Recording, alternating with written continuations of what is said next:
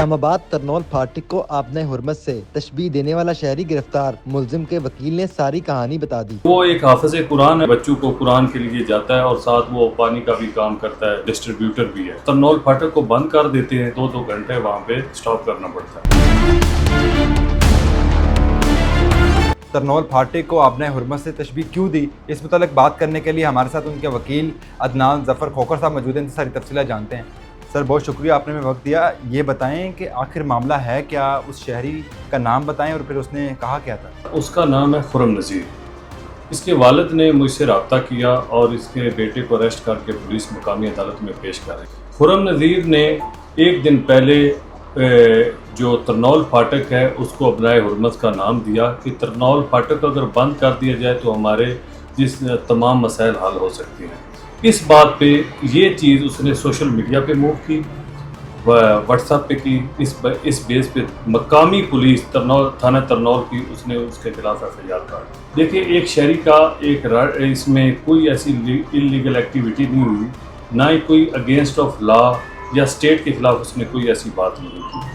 اور ایک معزز شہری پہ جو اس کا فنڈامنٹل رائٹ ہے، وہ اپنی رائے آزادی ہے، آپ سوشل میڈیا پہ کوئی اپنا موقف پیش کر سکتا ہے، تو اس کے خلاف مقامی پولیس نے اس کے خلاف FIR کاٹ دی۔ مقامی عدالت جو ویسٹ میں موجود ہے ہمارے اسلام آباد میں، شہزاد خان کی کورٹ جو جوڈیشل مجسٹریٹ ہے، اس میں نے اپنے دلائل پیش کیے اور موقع پر ہی اس کو بیل گرانٹ کر دی۔ یہ بتائیں کہ اس شہری نے جو آپ بتا رہے ہیں کہ پوسٹ فیس بک اور واٹس ایپ گروپوں میں شیئر کی، وہ کیا ویڈیو کی شکل میں تھی یا کوئی ریٹن ٹیکسٹ میں کیا تھا؟ نہیں، ریٹن تھی، ریٹن اسٹیٹمنٹ اس نے دی تھی، کوئی ویڈیو وغیرہ۔ اور ایگزیکٹ لکھا کیا تھا؟ اس نے یہی لکھا تھا کہ ترنول پھاٹک کو آبنۂ حرمت کا نام دیا جائے تاکہ ہمارے ترنول تمام مسائل حل ہو سکیں، ترنول پھاٹک کو بند کر لیا جائے۔ آپ اس کے وکیل ہیں، یہ بتائیں اس کی وجہ کیا تھی، یہ ایسا اس نے لکھا ہی کیوں آخر؟ اس نے جو آئے دن مسائل پیش ہو رہے ہیں نا ترنول میں، آپ کو پتہ ہے مصروف روڈ ہے جو سیدھا ٹیکسلا میں بھی جا رہا ہے، پشاور میں بھی، تو آئے دن وہ ترنول پھاٹک کو بند کر دیتے ہیں اور شہریوں کو بہت زیادہ مسائل کا سامنا کرنا پڑتا ہے۔ اور وہ ایک حافظ قرآن ہے اور مختلف گھروں میں وہ لوگوں کو کے بچوں کو قرآن کے لیے جاتا ہے اور ساتھ وہ پانی کا بھی کام کرتا ہے، ڈسٹریبیوٹر بھی ہے، تو اس لیے اس کو کافی مسائل تھے اور لوگوں کے بھی مسائل تھے۔ جہاں پہ ترنول پھاٹک اگر بند ہو جائے تو لوگ ایک 2 گھنٹے وہاں پہ سٹاپ کرنا پڑتا ہے۔ تو اس مقدمے میں پولیس نے کون سی دفعات لگائی اس شہری کے خلاف؟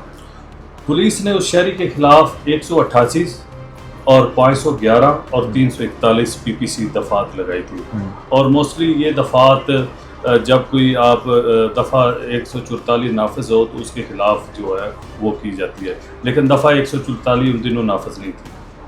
تو یہ بتائیں کہ کہا جا رہا ہے کہ اس کے خلاف PK ایکٹ کا مقدمہ بھی بنایا جا رہا تھا، اس کا کیا بنا؟ لیکن وہ ہم نے اس ٹائم دلائل پیش کیے اور میں نے ایویڈنس مانگی۔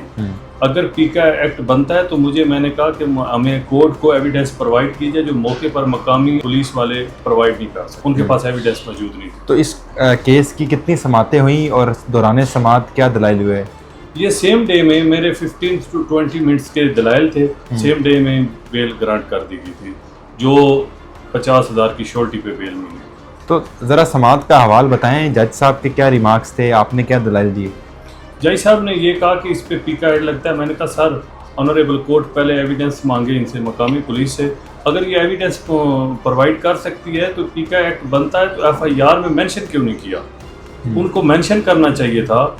اگر اس پہ PK ایکٹ بنتا ہے یا کوئی ایسی اس نے اسٹیٹ کے خلاف یا اداروں کے خلاف یا کوئی ایسی اس نے انتشار پھیلانے والی ویڈیو کی ہے، ویڈیو اپلوڈ کی ہے یا اسٹیٹمنٹ دی ہے، تو پھر PK ایکٹ بنتا ہے۔ اس طرح کسی کو بھی مقدمہ درج کیا جا سکتا ہے اگر کوئی آبنۂ حرمت سے کسی بات کی تشبیہ دے؟ اور کیا یہ پولیس کا کوئی پرسنل گرج تو نہیں تھا اس شہری کے ساتھ؟ مجھے تو اس میں کوئی پرسنل رنجش لگتی ہے پولیس کی۔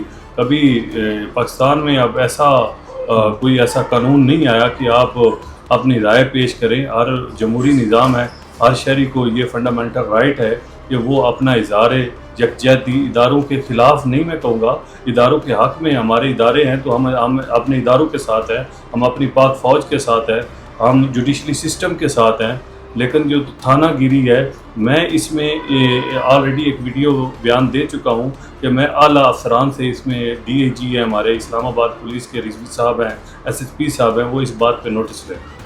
تو اس شہری کا اب کیا موقف ہے کہ کیا آئندہ بھی وہ اس طرح کی پوسٹیں لگائے گا؟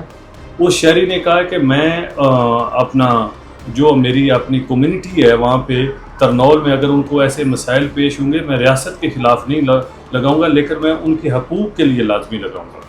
لیکن یہ بتائیں کہ ایف آئی آر میں یہ درج ہے کہ وہ جو شہری ہے وہ ترنول نہیں رہتا، اس کی رہائش کہاں پہ ہے اور پھر اس کا ترنول سے ابن حرمت کو تشبیہ دینا، یہ دونوں چیزیں کس طرح میچ کریں؟ نہیں، ڈھوک پراچا اور ترنول کا اتنا فاصلہ نہیں ہے.